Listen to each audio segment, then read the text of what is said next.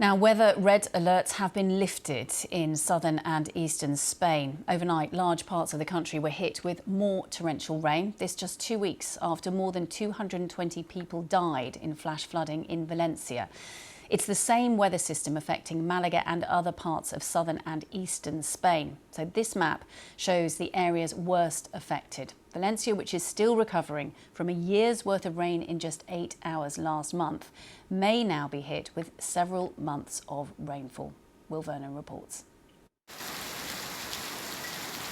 Spanish streets deluged once again. This time, the province of Malaga bore the brunt of the storm. Thousands were evacuated away from rivers that had burst their banks. Local residents struggled to get to safety. Hospitals, schools and transport were disrupted. Emergency services warned people to expect more flash floods here over the coming hours. And in Valencia region, people are braced for further flooding to come. The alert level in some areas has now been raised to red. They have told us to go home because of the storm. Heavy rains are coming, so we should stay at home and in high areas if we can. Only 2 weeks have passed since more than 200 people were killed here in Spain's worst natural disaster in decades, after a year's worth of rain fell in just one day.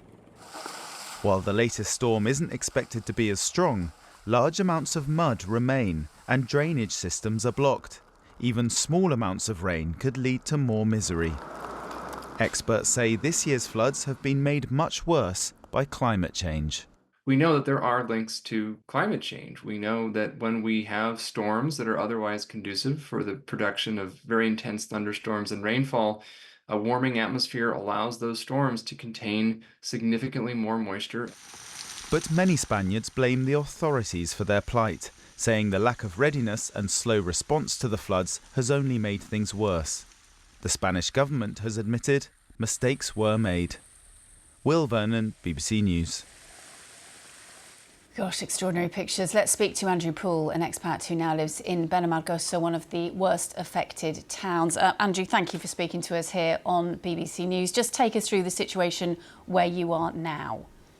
Yeah, so we're about 40 minutes away from Malaga in a little village in the mountains. It's very much a rural village. And normally the river that flows through is dry. It actually uses the local car park. We got an alert on our phone on the evening before the storms hit, a red alert for the whole area. And then the water started to come down and it didn't stop. And then it got worse. And then the water levels just started to rise. Tea time yesterday, the river itself burst its banks right in the heart of the village, as you can see behind me. They've been working, emergency services, the locals, everyone's pulling together, working all the way through the night, just trying to clear some of the roads in and out so people who've been trapped with the floodwaters, the emergency services can get in to see them. But everyone's houses, businesses just fully decimated. It's just so sad. Oh, Andrew, I'm so sorry. We're just showing pictures now. I mean, there was a lot of criticism in Valencia about the lack of help from local authorities. How much support have people been getting where you are? We've been really lucky here. I think without red warning, there would have been a lot more casualties. As far as I'm aware, I don't think there has been any here. We were fully prepped to stay indoors and to stay away from the floodwaters. And the authorities themselves, they've been on site since the banks burst. They've been in boats, risking their own lives. And yeah, there's no complaints from the locals at this end as far as the authorities are concerned. Well, I mean, that's really good to hear. I can imagine that you have been seeing those pictures from Valencia. Obviously, we knew what happened there. And when those red weather alerts were issued yesterday, you must have been fearing the worst.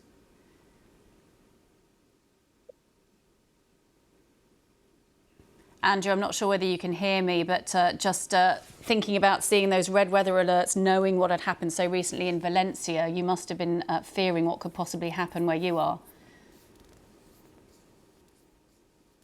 Yeah, very much so. It was the first red alert I think that's ever been issued in the Malaga province as well. So it really heightened everybody's senses. And I think people have been a lot more sensible than perhaps they would have been otherwise. Andrew, it's really good to talk to you. Hopefully that clear up continues. And as you say, good news that as far as you're aware, there haven't been casualties in their way there were in Valencia. All the best to you and the people there. Thanks ever so much. Around the world and across the UK, this is BBC News.